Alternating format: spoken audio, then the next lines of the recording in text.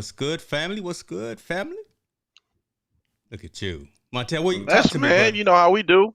Uh, where you at, I'm man? talking to you. I'm live and direct from the Great Lakes State, Minnesota, man. Out here doing my thing, man.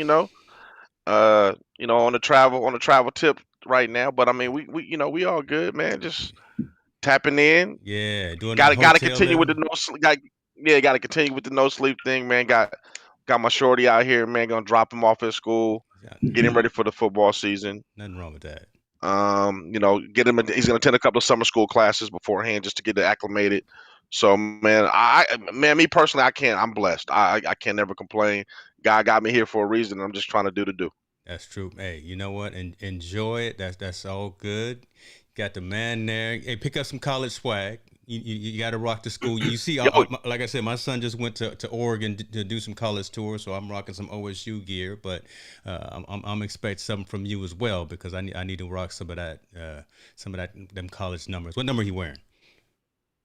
he wants to wear number 25. So, Okay. hopefully he rocks 25. Gets his old football number. But I mean, shoot, whatever he can get to get on the field, man. That's what he's gonna rock. He So, just want to get on the w- field, right? w- He just want to be part of that first yeah, team. yeah, I ain't mad at yeah. that. I ain't mad at that. So Hey, yeah, we brother. we ready to go on and kill it. So we Yeah. happy, man. We're definitely blessed, man. I'm super excited. Awesome, awesome. Now we got someone here. You have brought someone behind the scenes who we gonna chop it up with a little bit, talk a little bit about sports. And yep, but y'all know again, that's not all we talk about. We take the social aspect, the social impact of it, what's going on. There's there's some similar stories that have been going on for the last few weeks. I think we're gonna continue to have some of that dialogue, but bring about some new things as well, which are concerning, right? So let's go ahead and get into it and let's talk about the young man that we got behind the scenes. Yeah, absolutely, man. I wanted to definitely bring onto the show a really good young man that I know, Xavier. Man, this dude he's kind of taking his career from high school to going to play college ball to becoming an executive accountant in or an executive somewhere in Coca Cola to becoming an entrepreneur. And he's very insightful on sports. He does a lot for the community in San Diego as well. And I just think this is a young man. This is a guy that I think people should. You want to pattern your at least your process behind him because Mm. brother man is doing it the right way. Xavier Carroll, I can't be more proud of this young man, man. Over the last 10, 15 years, man, I just seen him grow, and he's grown like I said from this pup coming out of high school. He's this grown dog doing his big thing with his own company, man. So I love to bring him on the show to give his insight and talk to us. I love. See, he act like he the old man, huh? Seasoned. Oh, he like Hey, the old I'm getting uncle. there. I'm getting there. But I appreciate it, fellas. I appreciate Montel, opportunity to get on. So I appreciate it. Absolutely, man. Definitely, Tell brother. us a little about. Yeah, go ahead, James. Sorry. Go ahead. No, I'm saying, man, go tell us a little bit about who you are, what it is that you do. I understand you got an organization that's out there as well. I may need to find my wallet and pull out my credit card because I may be doing some purchases here in a minute. But talk to us a little bit. All right. So my name is Xavier Carroll. I born and raised in San Diego. I was fortunate enough, coming out of high school to continue to play football and relocated for 4 years out in Moorhead, Minnesota. So I went to Concordia College, played football there, ran track. Awesome experience. Really loved my time. And most importantly, took advantage of the opportunity that I had. Graduated, got my degree, came back home. Fast forward present day. So I just accepted a position for Ray's Coca-Cola as account executive of food service on premise for the entire company. I'm super excited, right? So really excited to dive into that opportunity and grow and continue to grow my career corporately. But in the meantime, I'm about a year in now. So Juneteenth last year, I started my own company called Culture Slides. Basically, what we do is we just we build slides that we like to see that I like. Not just from my culture, but different cultures, individual cultures, whatever that may bring. We work and partner with some of the local high schools out here. Yeah. Use the slides, I guess you would say, as like a fundraiser in a type of way. So we ship for free. I house all the inventory. I take care of all the risk, free exchanges, free returns. And we give 15% of the revenue back to the high schools. So that's something that we dove into last year. If you scroll down there, you'll see our school sponsorships right there on the bottom. Yeah. Looking to get after a lot more schools this year now that we're out of COVID, right? And seeing what some of that success that brings. I like the day you say you launched as well. Nothing wrong with launching on Juneteenth. The significance of that. Yeah, that's right. Yeah. So about a year in. Okay. So yeah, man, just looking to build, inspire, the folks around me. I feel like now that I started this, a lot of folks just starting their own brand and own company. So we do slides for them as well, right? Just trying to build that culture, whether it's an individual, something they got going on, whether it's for a company. Whether it's for a school, partnership program, whatever it may be. That is amazing, man. I see. I like it because. Yeah. No, go ahead, James. I was gonna say I really do like the way that it is. Not only it's a give back, but it's also a mechanism for advertisement. It's a mechanism for slides are kind of the in thing for the young crowd. Everyone, especially athletes, they like to put the slides on after they finish competing or before they start to compete. They rock the slides to kind of get on. So I love it, man. I love to be able to customize your slides at an affordable price because, as we know, the big companies is charging an arm and a leg, and if you want to customize, they charge you bigger arm and a leg, and you're doing it on your own, which is I'm proud of, definitely. Yeah, I'm over here placing my order. I'm not gonna place the order online. Everybody don't need to see my credit card number. So I'll wait till I'll wait till after the show to go ahead and place my order. But this is amazing, man. Congratulations on this. I appreciate it. Now go ahead and talk about what we were talking about. We Montel brought up some, and I wanted to say it online. Trying to get some activity with culture slides and the young Mr. Allen. What's going on? Do we got? Oh yeah, we was just talking about we was talking about just getting my son. My son is a motto in getting a little bit of NIL on with culture slides and being an advertised for him. So I think we're gonna make that happen. Definitely. I know he's making some custom ones for my son now. He's making some custom ones for my son now. So as soon as we get those, get him out here and get him some pictures and all that stuff. So it'll be my first son's NIL kind of showing this product and getting down. And that's the way we start, man. I think we got to start in-house first and then branch it all out and give it to everyone. So I appreciate Xavier giving my son the opportunity. But I think this is something I'm a big supporter of not only new businesses, but Black-owned businesses and especially Black people that I know. I definitely want to support I want to support their business. So I just believe, man, I think you got something uniquely really good to give that people need to kind of take advantage of. And I believe that instead of paying that $25 to $40 for those Nike slides, why don't we get something that's built with your personality and get some culture slides, get that built on in there and have your own kind of fixture on there. So man, ready to rock and roll. Man, I'm glad my wallet's not too close because I'm definitely gonna get some of these. And cultureslides.com, I will make sure that is in the description when we get through, so folks can roll through, pick up theirs. I see Mr. Chris Williams in the building. Yeah, see, just as I said that, he's asking. Look at that, he's placing his order right now because that's a man right there who gets down like this in these streets. So, Chris, cultureslides.com, get you some, and Xavier will definitely hook you up with some quality gear.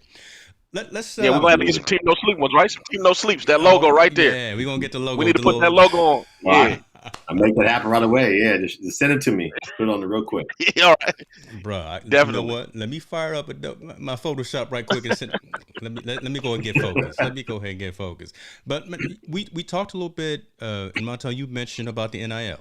Right. Let's go ahead and start there. Right. That is always a conversation piece. And Xavier, I'm curious to know your thoughts on that name, image, and likeness. That is a huge conversation that's happening right now. College athletes now getting their just due, getting paid for their name, image, and likeness. What are your thoughts when you hear that? And do you think that that's a positive? Do you think it's a negative? Do you think how do you feel? Are you neutral about that? I guess give us your perspective on that. I mean, it's amazing. I think it's a long time coming. Playing in the NCAA, I think your first day, right? You watch this video and it basically tells you what you can't do, and one of those things is you sign away your rights, right, for your name, your image, your likeness, all that stuff to NCAA. So now that these folks can branch off and do things their own way, I mean, it's incredible. I think also with that deal, right, they get a percentage of the jersey sales from NCAA. Yep. Mm-hmm. Yeah. They do. So, Yeah. I mean, we know the percentages, right, of the folks that act. A lot of folks go to college, play professional ball. Percentage of those folks do move on, professionally. But we know there's a good percentage that don't, right? A good percentage that get hurt. So I think it just creates more opportunity for everybody, in college, and further motivates folks to put that grind in early. Now that you can reap the benefits a little earlier. Yeah, I'm kind of I'm torn on it, and I'm torn on it for a few reasons. I do believe they should get paid for their likeness and their images. I believe I'm like Nick Saban. It's kind of an unfair platform, especially for the most popular for players. And then I also believe now in the recruiting prospect is going to be really unfair. Places that are big markets like LA, I use LA all the time because now I can say to a recruit that's somewhere in the South that I really want, I can get you in the movies because of my alumni. You can do music here of your USC with Dr. Dre's studio that he just built, free of charge. There's a lot more enticement from these big schools to land these bigger recruits in these larger markets where it won't be as spread out as it is now, where people will want to stay home because now money means something. We got to understand the dynamic. There's a lot of kids that come from nothing. They come from they come from very poor backgrounds, and now all of a sudden in college, remember we're talking about giving a 22-year-old millions of dollars. Now we're talking about giving a 18-year-old millions of dollars. Someone just 17 turned 18 is going to have millions of dollars to their access. I think it also puts a target on their back as well. I mean, we all know, you walking around, you already think you're invincible at the age of 18, 19, 20, all the way through your 25, you think you're invincible. Now you put a target on your back going to clubs, going out to events, going out to situations because you're a mark now. You're a mark target because you're making this kind of money. Yeah. Now we know all of them won't make this kind of money. The law averages are way out. Some guys will get thousands of dollars, hundreds of dollars, thousands of dollars, and then tens of thousands, and so on and so on. But the bottom line is, I would hope there's something that's gonna. I just hope something doesn't catch. Somebody doesn't fall into a bad ground. And then the second part of that part, I'm wondering, and I've talked about this before, the unwarranted pressure now on athletes. Because now before, you're just playing, you're playing to try to get to that dollar. Yeah. So you're playing free, you're trying to do. Yeah. Now that you got that money, the spotlight is more and more so on you. And if you don't perform, what is that? The psyche of we already know the psyche from a 14-year-old to an 18-year-old is different. From an 18 to a 20-year-old is different. That psyche on that 17, 18-year-old that's in college, that he's this big-time freshman supposed to come in, and he's not panning out the way he wants to, and he got all this this money. What does that do to him? What does that do to his psyche? What does that do to his play? What is he over to overcome that? There's a lot of different things that come in, and it's all that comes in when you get money. It's all this stuff you just gonna have to deal with it at a younger age now. I saw that a couple of those basketball players signed for $1 million contracts now that are coming out of high school. I can imagine now that you become a bust and you're only averaging 8 points a game. What happens now? Instead of averaging you're 30 like you've been doing in high school, what becomes that person's psyche? So I think this is something. This is going to be a puzzle that is going to be put together, and I don't know if all the pieces are going to be nice. I think we're going to have some damage stuff that's going on in here. That's it. I mean, it's an interesting perspective just because of the fact, again, if you don't perform on the court, on the field, where on the pitch, whatever the case may be, and again, you're 18, 19 years old, and you lose that sponsorship, right? You lose that sponsorship from Culture Slides.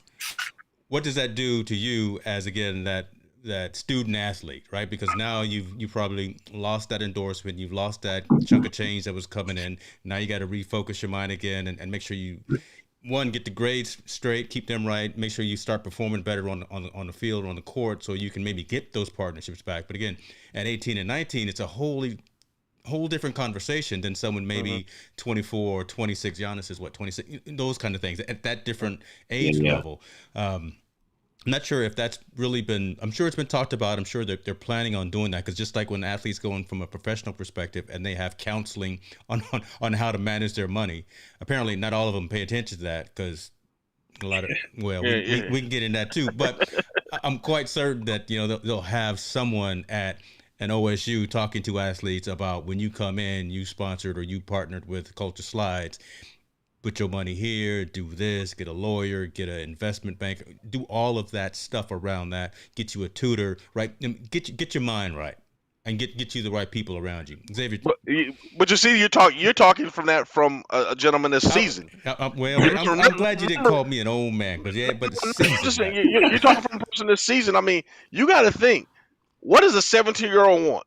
The new Jordans, got to have them Jordans, yeah. A car, a grill, and the latest outfits. So now you're talking about it's going. I think it's really going to be difficult to tame someone like that, especially when they come from nothing. Remember, if you got a kid that's from Mississippi that he been living with moms and 4 kids and they all living in one bedroom. Now you take this kid to that element, and you just gave him $100,000 because he's a good football player. He's got to be able to manage playing football, going to school. Now this image he has to manage $100,000. That's true. Yep. That's a lot of money I think NCAA for someone that's never had it. Go. I think they got a responsibility, to educate these young men and women as part of that process, man. NCAA, I think, was put in place to take care of the players. There's debate whether that happened or not before now, but now that they have access to this money, what's NCAA's role, right? Yeah. They're losing some revenue, right? They're losing some off-top money. So I think they got a responsibility to educate, even CIF at a younger level, at a high school level, right? CIF, right? I think there needs to be some type of education that goes with sports when it comes to money, investments, scholarships, the NIL piece that is new to a lot of folks because you don't see it until you're out of college, typically. Yeah. So I think it's going to change the way that people go about that part of the business, I think. Yeah, I'm agreement, and I think we got to attack it earlier. I think it has to be a CIF initiative, and not because you want to get them, you want to catch them before they get to that, that bag, and educate them and understand, and then hopefully when they get to college, there's somebody there that will help guide them. But we all know that when it comes to money, it doesn't matter if it's the NCAA or Billy Bob on the street. No one does nothing unless it's in their best interest. They want to do what's in their best interest to get a little bit of that dollar. Yeah. So I don't know what the NCAA's plans on doing about it. I would hope bigger football programs do take, like you said, educate their players, tell them what to do, how to do it. But I think they're going to leave it to the outside. They're going to say, you know what? It's your responsibility to get an agent. It's going to be your responsibility to get educated on this money. It's going to be your responsibility to get taxes on there. And I think the NCAA is at a position like they feel you wanted this, now you deal with it. You deal with everything that comes with it as well. It's not our responsibility. We fought you guys on this for so long of not giving it to you because we knew, and now that we're going to give it to you, hey, your job now. You do it. You do it. And I can't blame them for saying that, that they're a business entity at the end of the day trying to do their thing. And when you become start taking money for your likeness, now you're a business. You're an individual business at that point because you're getting paid for what your services and how you are. So you need to be able to control yourself like a business. It's not NCAA umbrella to educate you to be that. That's not their job. Their job is to be the governing body of sports. So I don't know who that's going to. I like the idea, Xavier. I do. I think it's a great idea. But I'm hoping CIF takes advantage of this, or other high school federations takes advantage of this and say, hey, we better start teaching our athletes now how to start to get control of this money. If any of them ever run into it like that. Yeah, I think when you like you said earlier, you're gonna have athletes that start washing out earlier, right? Because they got all that money now. You got all that money. You got $1 million. You came from nothing. What are you playing for? Not all of them, but you'll have some that wash out. So when the money's, when those athletes going freshman, sophomore year, and they don't make it to that junior, senior, and they don't make that additional leap, you're going to see some money changes. And I think, I would hope you got some of those folks that handled the likeness and the image of these players, since the beginning, step up to the plate and take some initiative and help guide the young men and women who now control their own destiny down, the right track, right path. Let me bring this question in by Mr. Kevin Cox, because I think it's in line with what we're talking about right now. How do we vet these mentors, right? Just like agents taking advantage of young pros before. And we're just money quarterbacking it, right? We're just thinking out loud in terms of how we've had engagements and interactions. How do we find the right people to go and talk to these young men and women about managing their finance, managing their school, their personal, professional, all of those aspects? What are your thoughts on that question from Kevin Cox? I think we're treading new territory, to be honest with you. I don't know. I mean, there's a method, and there's going to be creative methods to how to do it. But right now, there is no method to do it for kids that are that young to manage money like that. I mean, it's just this is just new territory all the way around for them. Now, financial responsibility and all that stuff, you can gain that knowledge either by self or you can kind of ask the right questions to other people. But again, I think you're dealing with a different dynamic. You're not dealing with a 22-year-old, 23-year-old. You're dealing with 17 and 18-year-olds now getting this money. Their mindset is completely different. It's just different. You know, when you're 22 years old, you graduate from college, you kind of have an idea what your career want to be. You've taken a few classes, you've learned a little bit something, and you've been around people that graduated. This got a little bit of money, can kind of tell you some things. When you're 17 coming to high school, it's very rare that you know anybody with that kind of money. You know, it's very rare. So now you're gonna have somebody, like I said, talk to you and tell you, hey, how to spend your $1 million. And I'm speaking from the extreme. The ones that have nothing, it's gonna go in one ear, right out the other. Mm. I got the bag. I'm taking care of my family. I got enough money to pull my mom and dad out the projects. I got enough money to take care of my little sister or my child at this point. I got this. I'm not trying to hear what nobody trying to say. All I got to do is ball, and hopefully I get to the next level. And I think it's a limited mindset at that point. Yeah. It's not really, hey, I need to invest it. I need to do all that stuff, because we see that in guys going to the league.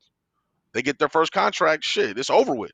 That's true. That's true. They overspending, spending like no other. So I think we're just treading new territory. I don't know if there's a pattern or there is a something that we can cookie cutter to kind of pattern afterward. Maybe the symposium is the best thing, but Xavier's idea is the best way. We have to catch him at the CIF level. We have to catch him at the high school level. Guys that are going to be people that are going to be seniors going into the collegiate level saying, hey, you know, we got you already in the recruiting process. We got you getting ready to go to the next level. Hey, now you need to understand what the NIL means, what it's like, and what's the disadvantages and the advantages of having it, if you're able to receive it, and how you should ideally manage it. Now you can't force no one, but how can you ideally manage that money that you get, whether it be $500 all the way to $5 million, and go from that road. That would be my take. I got you. Let's continue the conversation, I guess, around, I'm gonna call them amateur athletes, even though they're now probably getting paid. There was some conversation recently about expanding the college football season, right? And Dabo over at Clemson, Coach Dabo Sweeney he's not really feeling that. So Dabo said today that he'd like to see additional changes made to the college football schedule, as opposed to going to a 12-team playoff, which is what is being proposed. He cites focus from the players. He cites problems with injuries. He cites things of that nature, right? Things that are surrounding the game itself, and just does it really make sense for all of these programs to actually extend their particular schedule? What are your guys' thoughts on the possibility of college football actually changing the way that they play playoffs and the full schedule and things of that? I'll start with you, Xavier. I would say, as an ex-player and a fan, it's important that, I mean, the length of the schedule, I'm not 100% sure, but including more folks in the playoffs so they can be more competitive. I think every year you have teams that people are like, they should have been in, they should have been in. They shouldn't have been in, they shouldn't have been in. If it makes it more competitive, I would say go for it. But as far as, what is that length in the schedule by? How many games? I think that gives them now from. I think if you win the championship now, right now you play 17 total games. If you win it all the way out, like if you went all the way through the bowl and won 17, I think with this we'll add 2 more games, so you'll play 19 games. Correct. Okay. with a 12-team playoff, right? Which is Yeah. being Yeah. considered. So I mean, again, that's a lot of wear and tear on these young knees, on these young ankles. And again, I think the coach is coming out saying, "Man, that sure doesn't seems counterproductive." But yeah, keep going, Brent.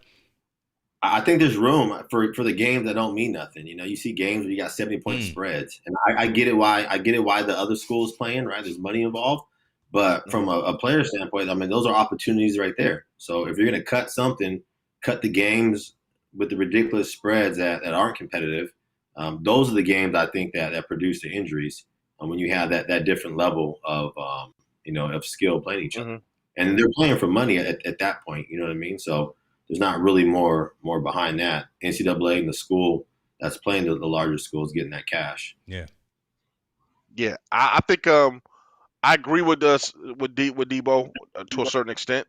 I think that if you're gonna it should be a caveat. If you're gonna expand the playoffs, then you need to shorten the regular season. If you're Yes. going to keep it the same, then keep the regular season the same. I don't think you need a regular season. Then you need a divisional championship, or a league championship. Then you get to go to a bowl, and then you get to go to the playoffs. I think they need to figure out how they're going to either reduce some of those games, and I'm all about reducing some of the regular season games. I'm in agreement with the Xavier that those games don't make sense, but on the other side, on the flip side, I want those to keep those games because those small schools do get money now. They do get to play Yep. money, so they need those games. So Yeah, it's a they just weird need to catch shorten the season. 22, right? Yeah, it's a weird catch. Yeah, yeah. I don't believe a regular season should be 12 games. It should be 10 games, and Yeah. then you go to those playoffs. And now the teams that don't get into the playoffs, you play your 11th game in a bowl game. So now you get 11 games no matter what outside, in these irrelevant bowl games. But there's no way you can make those kids play 19 games. You got to think now. Let's think of an average senior that's going in there. You got to play 19 games if you make it all the way to the championship. You finish with that. You train for the combine. You get ready for the combine. You do the combine. You get drafted, and you're back in camp. You're back in camp literally in June. So you just play football all the way to the beginning of February, train, and now you're trying out for the pros in June. There's no recovery time for those kids that are coming out. So I think he's right. Wear and tear will start to become a problem with a lot of those guys. And we always want our athletes to be at our peak process. Plus, I think it's going to wash itself out because if you start getting more injuries, universities will start complaining because universities have to fit the bill when you get injured. Yeah. Yep. So once universities start complaining and say, "Oh, this is not going to do it. This ain't going to work," you guys need to figure out something. But NCAA is trying to maximize their money now. Hey, let's expand it. Let's keep the season the same. The more games we have, the more money we make. Well, there's a price to that, and that's not the right price of causing these athletes to kind of get hurt and all that good stuff. I think they need to figure one out. Short the regular season, expand playoffs, or keep it the same way it is right now. Hopefully someone sitting in those rooms has some I'm not going to say common sense, but has the best interest of the athletes in mind, as opposed to, again, building a new wing to the school library. And I'm saying that being facetious, but again, when all the conversation, all the thought is around the financial side and the money side, and you lose the best interest of the athletes, someone's going to lose, or someone's not going to come out ahead of that, and it's going to be the athletes, unfortunately, because again, you got them out there playing 17, 18, 19, however many games, like you say, bowls, playoffs, and things of that nature. 18-year-olds can't do it. 34-year-olds can't do it, right? You hear seasoned professionals talking about the extended schedule, like in the NBA, right? Are they playing too many games? I mean, that's a question to ask ourselves as well. Do that 100+ games? Is that too many games? But James, back to you with that. I like how you phrase that. But let's be real. If we're gonna keep it very candid on here, NCAA is trying to freaking pimp these kids out and make more money. Yeah, schools are pimping these kids out to make more money, and now I think they have the attitude now. Oh, since you're gonna get paid from the NIL, we're really gonna pimp you guys out now. We're really gonna put you guys out there. If you're that $1 million quarterback in college, we're gonna expose you and put your ass on TV every time because people want to watch you, and there's the money. So I think not only is there, I think there's a battle now going on. It's almost like the Players Association versus NCAA. It's gonna be a battle now because it's money. It's so much money involved right now, and the more money involved, the more people want to maximize it.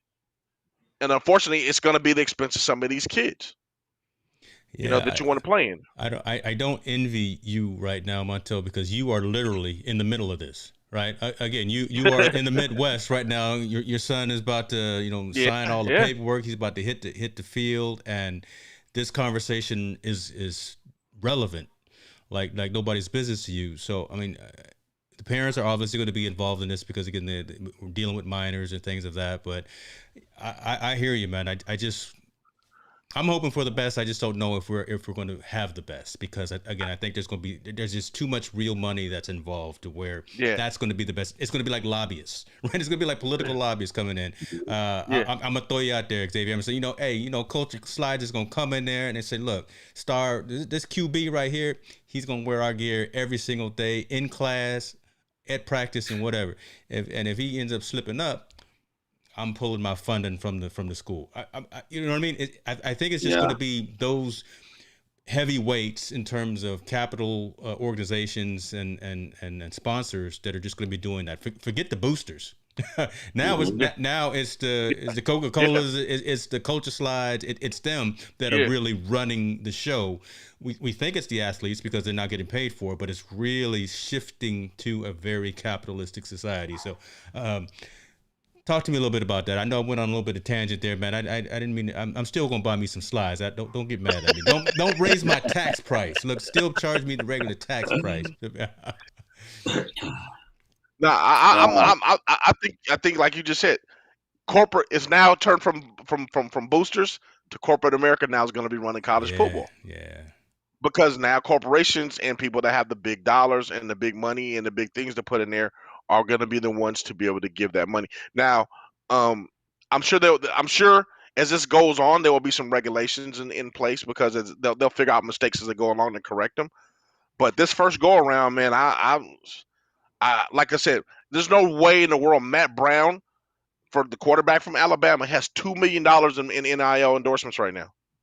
He's already a millionaire before he's never even started a game for Alabama. This is why right here, this statement right here, they gotta understand they are the brand. They are the brand. Yeah. And yes, capitalize off of it. I do believe you should get paid for it. I do believe, but I don't believe in handing a freaking 21-year-old kid $2 million. Yes, sir. I just don't. It's going to be hard for that young man to manage. I think it's going to be hard for him to perform at that elite level. Because as soon as he doesn't, the boo birds is coming out. As soon as he doesn't, he's going to be scrutinized. Not only by the fans in Alabama, he's going to be scrutinized on ESPN. He's going to be scrutinized by the people that sponsored him. He's going to be scrutinized anybody that's involved in that brand that's sponsoring him. We're taking on a different psyche. Like that's what I was kind of explaining before. Yeah. We're taking on a whole different psyche for these young athletes that are getting ready to come in.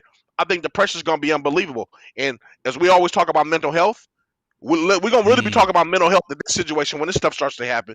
Because stress like that, an unwarranted stress like that, there's going to be problems, man. I think there's going to be a lot of problems and a lot of issues with a lot of college athletes dealing with that kind of pressure on them.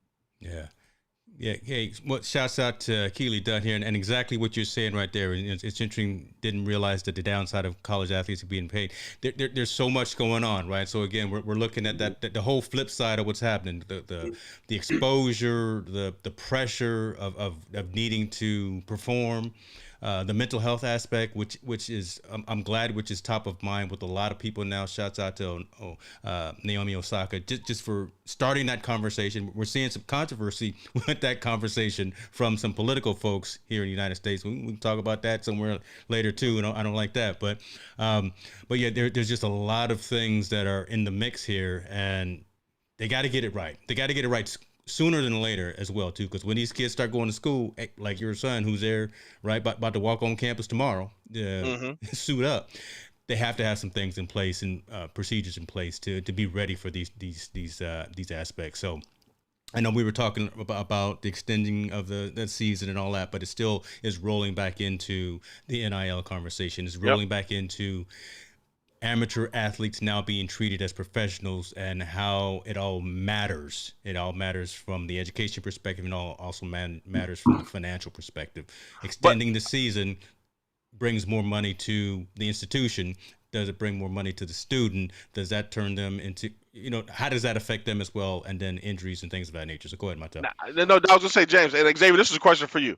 Now that they're getting paid like professionals, are they excluded from being treated like professionals? Should they be Should you, since you're just because of age, you got to exclude age. You're getting paid like Yeah. you're a professional now. Am I okay to treat you like a professional? Am I okay to hold you scrutinize you like I scrutinize professional athletes? Is that okay at this point? Do you think? I don't know if it's okay, but I think it's going to happen, right? Yeah. You see it with professional athletes. They do something they're not supposed to do. They make a comment they're not supposed to say, and something gets taken from them. So whether it's wrong or right, it's going to happen. I would, if I was a head coach, if I was someone in the NCAA, I would lean on our professional athletes right now. So as kids transition, men and women, whether they're playing, WNBA, NBA, NFL, MLB, whatever it may be, they have folks in place to help educate these kids on what they're supposed to do. That's day one, right? Overnight after draft day, people are there, to support them. I'd like to see something public come out from the NCAA, from some of these big schools who we know are going to demand, like you said, Montel, hey, I'm in LA, I can put you in movies, I can do your music. I'd like to see something public come out with some communication on what they're doing to help transition kids into this life, right? Because you go to a big school, you're going to get some money thrown your way. That's what I would like to see. I think, again, it's the kids' responsibility, but a lot of that responsibility goes on to the school. NCAA, you're there to protect. These are kids. At the end of the day, they're kids. You're 18 years old. You're far from a man. You're a kid. And when you have that cash, it comes with responsibility, it comes with some scrutinization, and you got to be ready. You got to be ready for that. It's unfortunately it's part of the life now, especially with the social media piece. Yeah, that's a whole other aspect we got to talk about later on. The social media is going to be crazy. How much time do we got, boy? That right there can go forever. Before we continue on, first of all, I want to say shouts out to everyone in the comments. Thank you, everyone, for joining. We're going to continue the conversation. Let me throw this up right quick, though. I do want folks to chime in on something. You know what? I'll bring it up in a little bit later. But Corey, I put your question up there. That was interesting that you made the statement. Set up before the fall. You get all the glory until you mess up. So Corey Sanders actually played professional basketball as well in the States and overseas. So he's got the mindset as well, right? He understands what it's like to be in those shoes at a young age, getting a couple of dollars, right? Getting hooked up by a booster, whatever the case may be, right? But getting financial capabilities and things of that nature. So he's been in the sport and he knows he's got the athlete's mindset. So I'm appreciating him for coming in and joining the conversation as well. So what he said, maybe not mature enough, but still a man. Yeah, still needs some hope, and still needs some help, some home training and all that. So let's NIL is just a branding. That's an interesting statement that you make there, Laura. Thank you for being in the comments as well. Let's move on, man. Because we can go on for hours on that, and one time you started going into the social media aspect of it. And Xavier, I want to be cognizant of your time. If we got time to go back to that, we definitely will. I want to talk about these NBA finals. I want to talk about these NBA finals. Ladies and gentlemen, these Milwaukee Bucks and did something. They did the Ali. They shook up the world, huh? Chris Paul thought he was going to get it. 16 years he's been trying to do it. He didn't get it. I don't know what to say. I don't know what happened. Y'all know how I felt about Chris Paul, but I don't wish ill on anyone. I would have liked it to have been a little bit closer. But Giannis, he and both of his brothers, all three of I can't say the last name, so I'm not even going to try to butcher it. I wish I could. I've been practicing it too for like the last 2 weeks. Giannis and his brothers all have championship rings from the NBA. Talk to us a little bit about what you guys saw in those last two games from the Milwaukee Bucks and the Phoenix Suns and the end results of Milwaukee coming through with the championship. Xavier, let's start with you, brother. So, from watching the last two games, you've seen what the NBA used to be, I think, in a way, right? You've seen Giannis. They started from ground zero and built up and put themselves in that position. And when you look at, that season, 4 or 5 years from now, I know there's some injuries involved for the other teams, but you're going to look at who those teams be and the championship that he won. It's good for the NBA. It's going to change the NBA. I think hopefully the younger generations that come into the NBA, they're going to want to stick with it, battle it out, not join that super team like Giannis mentioned, and earn it and fight for that ring. It makes it more worth it, I guess you would say. Makes it look better, makes it shine a little brighter. Talk to us a little bit about that though, right? Because the whole press meeting after the game, Giannis sure did. He was talking some madness when he said, "Yeah, I'm not gonna go to the super team and try to surround myself with a whole bunch of other superstars, and because it's easy to do that." He throwing a little shade, right? He said, "You know what? I'm gonna do it with the same folks that brought me in 8 years ago, and I'm gonna win. I'm gonna bring a championship to this small market town." Montel, talk about the small market town aspect, and talk about the aspect again that he kind of called out LeBron. He kind of called out Kawhi a little bit, KD and Kawhi, because Kawhi went back and forth as well. Talk to us a little bit about going in and putting that out there in them streets. I think to be able to put an imprint in a small market is huge. They always talk about you got to win it in New York or LA, or you got to be in a big city because that's the most attractive thing for other players to come to. But he did it in a small town. He did it in Milwaukee. He like Xavier was just saying, he built it from the homegrown. It's the team that drafted him. He's never requested a trade. He built it with his brothers from around him, and they were able to come up and win. I just believe, I think he's just showing something that is different, man. I mean, hopefully, like Xavier said, we're going back to like 10 years ago where guys will stay loyal to their team, loyal to their fans, and play in those places. That was just a great storyline, man. I just think he just did it. They just did something great. I mean, in the Phoenix would have wanted to been the same thing. They built it in a smaller market, not one of the big major cities. Great opportunity, great thing for the NBA, great thing for people to get to see players they never hardly ever see play. Giannis's performance in the last 2 games was amazing. The last game scoring 50 points, and doing his thing. That's unheard of, especially in the last game to close somebody out, especially when they were down by 20 in the first quarter, to be able to come back and do what he did. On the flip side, I think we saw the debacle of Phoenix kind of crushing, and not crumbling, but lack of experience in those situations. I think they thought they got the 20-point lead and they were like, "Hey, we got this under control." And then, Milwaukee chipped away at it, got it going. And then we saw Booker pressing, Booker starting to pressing, missing a lot of shots. I don't know why they didn't play Payne more. Payne was balling, and they kept bringing Chris Paul back in the game. Payne was just playing his behind off in the first quarter, and he really never got to come back in the game. And Aiden, the center, he didn't play very well the last 2 games. No, he got in foul trouble. He got in foul trouble both games. So I think one of it's a more maturity on one side, which is Milwaukee side, a little bit lack of maturity on Phoenix's side, and Milwaukee came out and won. I think before we go any further, I got to just give a shout out to Monty Williams, man. Monty Williams is a class act dude. Yeah. That is one class act dude. For him to be able to walk over there in the celebration, congratulate those guys. And the quote he said is, "Not only have you made, us a better team by competing against you, but you made me a better coach and a better person." Yeah.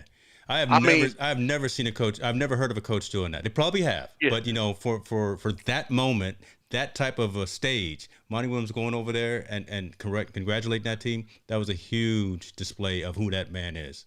Yeah, that's what I'm talking about. That's showing humility. Yeah. That's showing, hey, you know what? I was honored to be able to participate on this platform and be able to go with you guys. And you were better than me just on this particular day to win it. Yeah. And I think that speaks volumes for him as a coach, I believe, ready to rock and roll. But I mean, I think that was actually more impressive almost than the damn win of the game when he went there and said that. I was like, dang, guy like that do it. But Giannis balled out, man. Congratulations to Milwaukee. They definitely earned it. I don't think they're gonna get another one, but hey, good. I'm glad they got one. They got one out the bank, but that's why I think that bar is that's over with from now on, in my opinion. I see that in the comments as well. And shouts out to our dude Kier in here. He mad. I'm sure you mad too. They didn't go 7. y'all wanted to Yeah. have a little less of this layover between sports, but Yeah. 6 was good. 6 was good, and so Corey, you talk about the 50 piece, the points that he scored, or you talking about the 50 piece that he ordered when he went to Chick-fil-A the day after? That's what impressed me when Both was impressive. Giannis was in the drive-through of Chick-fil-A and said, "I need 50 of these chicken nuggets, chicken sandwiches," and that's The just the NBA coolest needed that. thing. The NBA Yeah. needed that season. They Yeah. needed that competitiveness that season, that mix up. I mean, again, not the injuries, of course, obviously, but they needed that season. And folks are excited about. I'm excited. I'm excited about next NBA season. Oh yeah, I want to look like, before- it's it's crazy. I was watching. Did you see Trae Young's comments? Trae Young was like, he felt like, man, if I didn't get injured, I could have been there. And Durant was like, if I'm a toe away from being there, I'm a toe, not on being on the 3-point line, that from being there. Yeah. I think, like you just said, it just elevated the NBA season. For now, we see a whole nother level of competitiveness. And that's Giannis, why we man, play is a that game. beast. That's why Yeah. we play. The dude is a beast. The dude has definitely instilled himself as being a beast. I mean, he's a man. He's a man amongst boys. Yeah. I always call him a one-trick pony, but the one trick works every time. Stop it. So rock with it, man. Rock Yeah. with it all he wants to. He's good to go. You see, nobody in the crowd was making any noise when he was at the free throw line. Nobody was counting. Nobody was doing anything. He went over 10 a handful of times, but nobody. I'm saying that all in fun, but yeah, that really is a good look though for. But you know what's impressive though? Before we move on, you know what's really impressive? The Milwaukee fans, and what I mean by that, they had 65,000 people outside. Yes, sir. Of the stadium cheering. Mm-hmm. Why would the NBA want to open more teams in more markets like that, smaller markets like that? AK San Diego. Let's have one of the San Diego team in San Diego. Okay. We can have an NBA team. Yeah. But I'm saying, why can't we have more? Seattle deserves a team. I think other small markets shows the smaller markets can support a team, help build a team, and win a championship. Yes. So I think the Milwaukee's kind of hopefully open the door on the grander scales by winning this. Hopefully, when the NBA decides to go to expansion again, that they consider some smaller market teams to be able to get in there, get into the ball game. But I mean, it's beautiful, man. Like Giannis, man, I'm looking forward to the beast coming back next year. He ain't a Greek freak no more. He's a Greek beast. So let's let him rock and roll next year, and we can roll with it. Yeah, he left the building with 2 trophies in his hand. He put them in his truck, and well deserved. It was decent. The story was good. Like you know, Montel, I love the story aspect of it. It would have been a bigger story just overall for the NBA if CP3 had actually gotten his finally. I just don't know now if I think that may have been the window, right? Because he's been in so long, and who knows where he's going to go now. He's bounced back and forth a handful of times. That may have been as close as he's going to get to the mountaintop. I think Booker's he's going to get some rings. He is. That's a bad man right there. I was noticing that there was a story on ESPN about the Kardashian curse has struck again. Is that boy dating one of the Kardashian girls or something? Yeah, I think he got one. That's the proper. See, there we go. I'm gonna throw that down. superstition out there. That's what it was right there. Man. Kardashian superstition. That's just them dudes. They just be bugging out. That's all. They good to go, man. That's all good. They good. Look, Kevin, thanks. CB3 gonna go to the Lakers and finish it out like who was our dude from the Kings? That's what I think. That went to the Lakers and got him one finally. Oh, Mitch Richmond.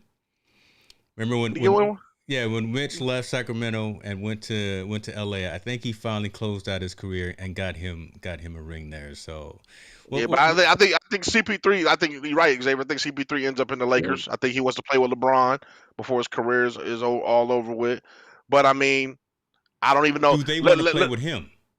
Oh yeah. I think they'll play with CP3. I think he's a facilitator. He's a great point guard, and as much as I don't like him, the dude elevates everybody around him when he's playing his point guard game. He's brought Oklahoma to the playoffs when they had nobody. Yeah. He's taken these guys, or Phoenix, to the championship. He makes guys around him better. I think he'll be a great addition to the Lakers. But I'm saying I don't know if that's going to be enough to get that all the way over the hump because the West is going to be so deep. Mm-hmm. Especially depending on Dame's controlling what's going to happen. Pretty much, Dame can do. If Dame goes to Utah, Utah's going to be the number one team again, and I think Utah's going to have enough maybe to get over the hump. If he goes to Utah, like he said that he would be interested in. They said Dame may go to the Warriors. I don't know how that's going to work, but hey, that'll be something that's crazy if that happens. If Dame decides to go to the Lakers instead of CP3, then the Lakers are going to get over the hump with Dame. Dame is the guy that I think Dame is the X factor, depending on where he goes, how the platform the NBA is going to land.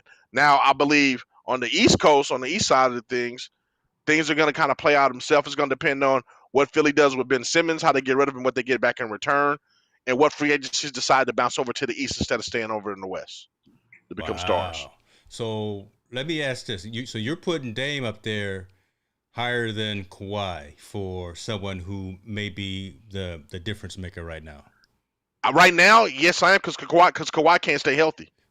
Oh, you talking about the man's knees? Okay, I'm just telling he can't stay. I mean, calling him. I'm not saying anything nobody doesn't know. I just say he can't stay healthy. Now, Kawhi's a great player when he's healthy. He changes the dynamic of the game. Does Kawhi leave the Clippers? The Clippers gave him everything he wanted, and he's back home. I don't even know why would he leave. Gets everything he wants, and they're on the cusp. But I mean, let's be honest. If he was not hurt, it would have been maybe the Clippers in the championship instead of Phoenix. I mean, you could really make that conversation. But he's got everything he wants. Why leave? Dame is the one player who's holding the golden ticket right now. Depending on where Dame decides to land at, he can make a team that was a fourth or fifth seed to a championship team. All right, folks, in the comments, just drop who's your team. Who's your NBA team for next season? I would love to hear that and get that perspective. It's an open field right now. We don't know what's going to happen, but I'm loving the speculation. I agree with you though that now Dame said he was not going to play in the Olympics as well, right? Didn't he pull out? I know Bill pulled out, and but Bill Love. Somebody else pulled out too. I forgot somebody else pulled out, but Dame pulled out, I believe. Pulled out too. Yeah. Kevin Love pulled out. He wasn't. Bradley Beal pulled out. Bradley Beal pulled out. Kevin Love wasn't really showing up. There was some. Well, I'm not going to talk about him, but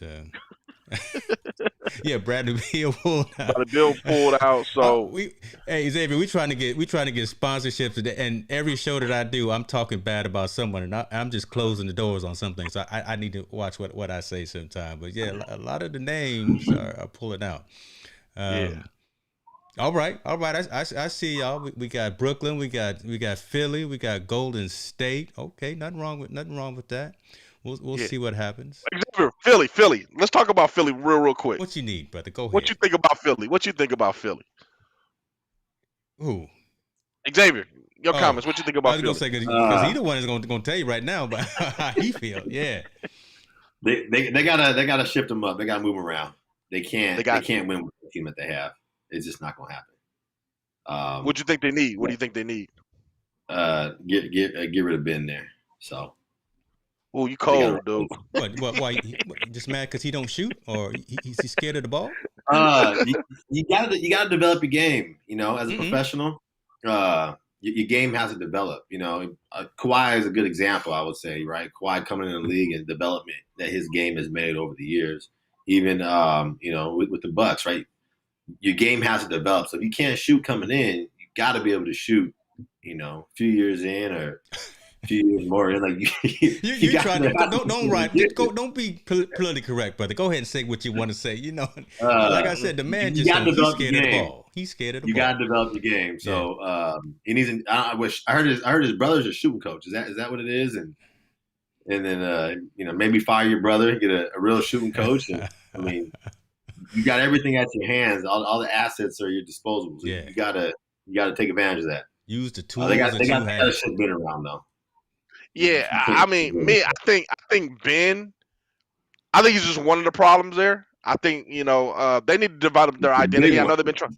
Yeah. Well, but I mean, I think they've been trying to develop. I mean, Embiid is your guy. He's got to be your guy, right? He's the focal. You got to be a focal point guy, and build around him. And I believe Tobias is the man. Tobias is the man on their team. Yeah. Tobias Harris is a dog. He's a dog.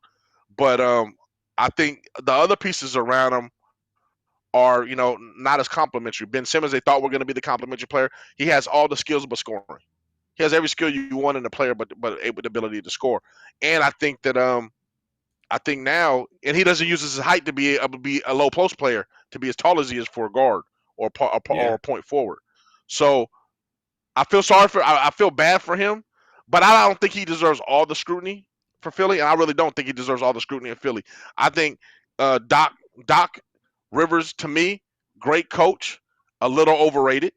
He's won one, and he won one with the big three, actually the big four, because Rondo was a baller too as well, with Ray Allen, Kevin Garnett, and Paul Pierce.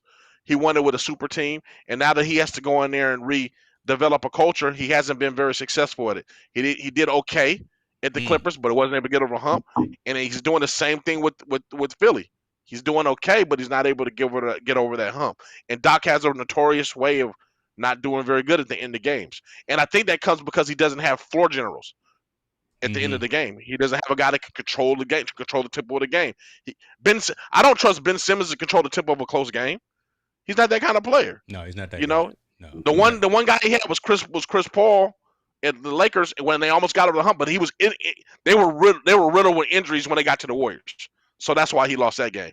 But I'm saying, Doc Rivers needs to be held. Man, let me be honest. Doc Rivers needs to be held accountable as well. If you're gonna ship Ben Simmons out, Doc Rivers needs to have a huge accountability for that thing, because he has not been able to put players in the right. He hasn't been able to put players in the right situation. And if you knew Ben Simmons had these weaknesses going in, why didn't you unload him earlier? Yeah. Boy, y'all, you going in on it. See, there you go. I'm just picking at the scab right there, and the comments is on fire right now. Now it's exposed, right? Who gonna take him now? Exactly, Xavier. He's exposed now. He's exposed. It's full. Ain't no question about it. So you can't hide that one. Yep. Yeah. Tall boy, I did not know about this. So when you talk about Jimmy Butler calling Philly out, talk to us. I didn't see that. Was that on? Was it All in Smoke or Up in Smoke? What's the name of the podcast? Oh, you talking about Barnes and Jackson's podcast? I think it's Up in Smoke. I think it's Up in Smoke. That sounds like Cheech and Chong thing, but is that where that was? I did not actually see the story about Butler calling out Philly. I didn't see that one either. Now I'm gonna be hypothetical right now, and I keep telling everybody this. All the smoke. This trade. No, this is a hypothetical. Oh, it's all the smoke. Okay, this is a hypothetical. Right now, as of today, what we January or we July 22nd? January, boy. We July 22nd. I can't see, man. It was like on my computer. July 22nd, 2021. If the opportunity came, Kawhi Leonard for Zion Williams, would you make that trade right now today if that opportunity was there? Say that one more time. I said, would you trade Kawhi? No, right now. Like today, the trade was on the table. Kawhi Leonard goes to the Pelicans. Zion Williams goes to the Clippers. Would you make that trade?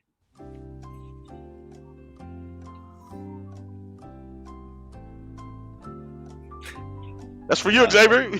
Oh, that's for me? Oh. Yeah. I think if you're the Pelicans, you make that trade. If you got Kawhi in your team, I would say you don't make that trade. Not right now. Gotcha. Okay. Yeah. Okay. I me personally, I say it would be a great trade because I think the Clippers proved to themselves this last series they can be competitive and win without Kawhi. And someone like Zion would give them over the hump. Not saying they would be the dynamic team or they'll be the beast of the West without him, but they show they can win without Kawhi. Kawhi needs a strong supporting cast to win, because you can tell everybody can talk about him winning in the Toronto, strong supporting class. Him winning in San Antonio, strong supporting cast. Now it would give him an opportunity if he went down to the Pelicans. Can they build something around him where he would be the absolute leader, face of the franchise, no questions, no hards barred. This is your team. Everything we're gonna do is with you in intent. Would you have to build a team around him and make him win in that kind of market? So I mean, and I like Kawhi a lot. He's just a different kind of dude. He's different, but he's a baller. I would like to see him. I think they give him. I mean, saying he's like the top 5 player and all those players. I think he's great. He's great defensively all the way around guy. He could do it. He could do everything on the court. But Kawhi has these stretches, man, where he doesn't. He lacks some things, and then he also, like I said, his injury. He's just so injury prone to Yeah, me. yeah, yeah. Yeah, it's He's like just so injury prone. just like what Yeah, Kiera was saying right here. Just a youth movement. Leonard just can't seem to stay healthy. yeah.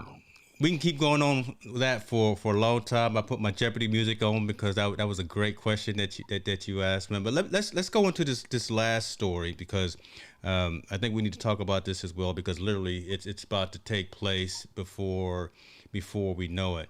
These Olympics are coming, right? And quite frankly, 8 years ago, the Olympics is what really propelled, so selfishly, what propelled my site, INFOtainmentNews.net, because I had the opportunity to interview some athletes that no one knew about, and we got a lot of traction from that. But that's not going to be happening right now for the reason that the world has stopped or has paused, and in overseas, in Tokyo, one, there's not going to be any fans there.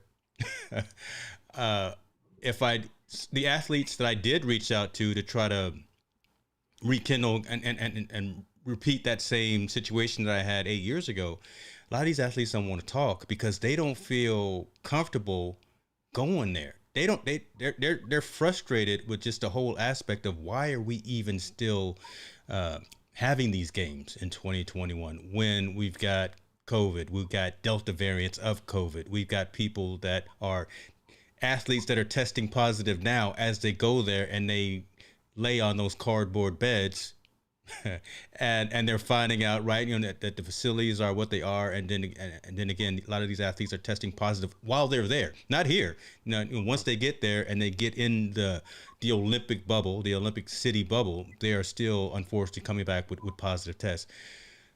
This is a big eyesore, I think, on just athletics, on sports, on the IOC, on the Olympic Games in and of itself, because again, this is every country, in almost every country on the planet, sending their best athletes to compete on the big stage, come back with a medal. It's completely different because one, again, the fans aren't going to be there. But talk to me about what you guys think about this whole aspect of a lot of the athletes are like, man, I'm here, but I sure don't want to be here because I don't think it's healthy. I'm not feeling safe. No one's here to cheer me on. My family's not in the stands. I can't look up in the stand and give someone the peace sign and say, "Hey, mom and daddy, I did this." Xavier, talk to me a little bit about your thoughts on that whole aspect. Um, I think on the Olympics, the games, and their board and their side, they got to do it right. If you're going to do it, it needs to be done right. I think we've seen it out here in the U.S. the bubble championship, baseball, football last year. I think it can be done if you're going to do it, but it has to be done right. And I'm not out there, so I can't speak for what's going on. But according to some of the athletes and what they're talking about, it's not being done right, not being done the way that it should be. And they got to be held accountable for that. Like there has to be, a higher power that holds them accountable and can get things in place. And if you can't, maybe the game shouldn't have happened. Maybe they should have waited. I'm a big believer if you're going to do it right 100% or don't do it at all. So I think that's where I stand on that piece. I hear you. I'm at the point. When do we put humanity in front of sports? The COVID is real. It's a real thing. It's affecting Tokyo. It's came to a point where you can't even allow fans. Yeah. So why are you having it? Why are you having this event that's basically not a money generator for no one? It doesn't. Tokyo and Japan has lost so billions of dollars on this whole thing. Why is this to be able to? Why are we having this event when you can postpone it another 4 years and just pick it back up and give it to Tokyo another time where they can make up the money sometime in the future? There's no reason to have this competitive event, especially with the variants coming along. It'd be different if it was one thing, if it was one little thing. And I agree with you. You're right, tall boy. Money trumps humanity.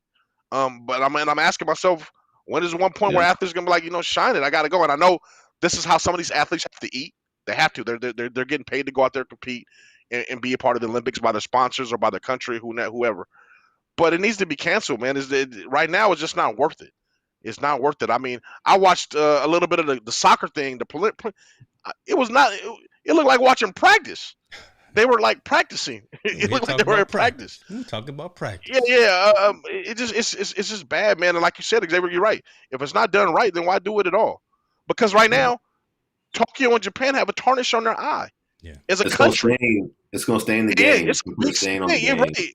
This That's will a be big this will be stain especially. on. the asterisk, right? This will be Yeah, 2012 will be 2021. Man, what did I say? 2012, 2021 will be the asterisk on the Olympics legacy, and it's an interesting perspective here that Kevin put up. Right, people want the sport as a distraction. That's us, the fans, right? And that I understand where he's it's coming true. from on that, right? I mean, Hmm. as a distraction and as again as something to have some bit of normalcy. We for a while we were going back to being normal, but then now these Delta variants started happening, and then things started locking down again. But that's a real hard catch 22 to say to these elite athletes to go over here across the world, show us your skills, do what it is that you do so well, but from a health perspective, it's not up to par. And again, when you leave home, you're healthy, you swab clean, but when you get there and you're in the environment that's supposed to be sanitized, next thing you know, you do a pre-workout test and you come back positive. That's tough. Yeah, Keely's talking about it again, right? The athletes and the officials, they don't have any say in it. There's just so much pressure on them that now that's a weight on the athlete's shoulders as well, right? And we're going to hmm see it in their eyes. We're going to see it in their performance. They're going to be marching out for the opening ceremonies, and there's not going to be that jubilation because no one's going to be there. yeah. I don't know.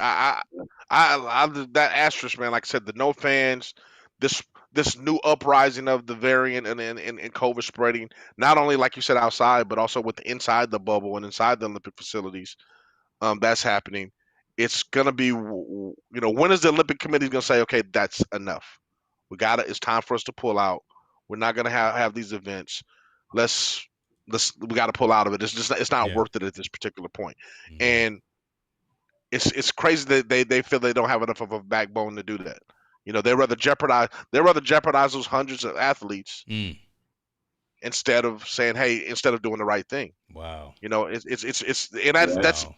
the pretty money much it. play. The Yeah, money play. I'd rather jeopardize you from getting sick, maybe even death, maybe even spreading it to your family as you go back for these TV dollars, because we know it ain't fan dollars, it's TV dollars. And it's yeah, not Tokyo. Tokyo's not getting that money.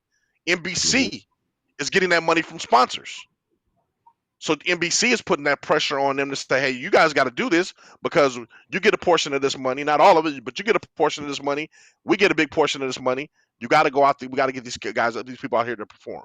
Yeah. Um, I don't know why. If you already got 5 billion, you don't need 6 billion. There's a point where money is not the most important thing, at least in my eyes, as a person. yeah, Sometimes there's got to be some things that are more important, and at this point, it just doesn't seem like competing in the Olympics is that important.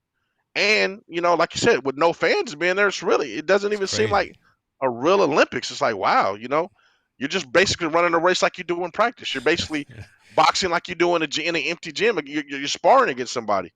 All these things are kind of things now. I don't know what the answer is. And like I said, I know a lot of these athletes, this is what they depend on to feed their families and what they live for. And I wish there was some type of resolution for it, but this is going to be one of those sad cases, I think, for the Olympics. And I believe it'll be an all-time low watching it. I don't think a lot of people are yeah. even going to watch it. It's gonna be I, interesting. Go ahead, man. Were you saying something else? No, I think the ratings are going to be terrible this Yeah. year. I'm gonna say it's gonna be interesting covering the Olympics this year as well. And I know Keely's doing a lot of streams surrounding the Olympics on a daily basis. So check out her channel, FH Umpires, on YouTube. But as she's saying here, right, the contract that the IOC signs with these host countries is so restrictive. Um, we just there's no way of not doing it. But and someone's going to have to talk about it. The NBCs are going to be talking about it. There's going to be a lot of YouTubers, a lot of content creators talking about it. So, like I said, I know Keely's going to be talking about it on a daily basis, trying to cover that. But I'm going to be watching her streams just because I want to be interested in getting the feel and the vibe of the games that she's covering. Because again, yeah, like we're all saying, no one's there, so you don't get that reaction of a Simone Biles actually out there doing her thing, and you hear in the crowd. When you pan to the audience, you don't have the parents cheering, biting their nails, and that anticipation. There's nothing else to see. The whole 360-degree aspect of the games is not there, so it's unfortunate, and we're being selfish as the fans because we're going to miss out on a lot of it. But man, it's these athletes that themselves are going to be missing out on so much of this, man. So much of this. Absolutely. Yeah. My man Xavier, man, thank you for joining us, brother, man. I mean, I appreciate the opportunity, brother. Man, I mean, I'm glad we got your insight, man. I'm culture slides. I want to make sure we keep promoting that. I hope we keep promoting it on the show as well. Man, I think you got something special going on with that market, that niche in that market, and we want to have you back, man, sometime soon for sure. Absolutely, definitely, absolutely. Appreciate you, man. Appreciate you, Montel. And I know you're sitting in a hotel room right now, brother. Getting ready to go do what you need to do with your son. Xavier, I'm just going to echo everything that Montel said. Thank you very much, sir, for coming in. As soon as we hang up, I'm gonna check out these slides. I'm gonna order me some custom ones. I'm gonna send you the logo for Team No Sleep, and we're gonna get some things going. I'll take care of you. These FH umpires too. Keely got a dope logo. I can see her rocking something. Do you ship up to Canada? Worldwide. Yeah. There we go. We gonna ship some of these culture slides up to Canada and get some custom FH umpires slides going. Folks, we appreciate you. Be good to yourself. Be good to your families. Take care of yourself. Take care of your mental well-being. We out, y'all. This is Team No Sleep.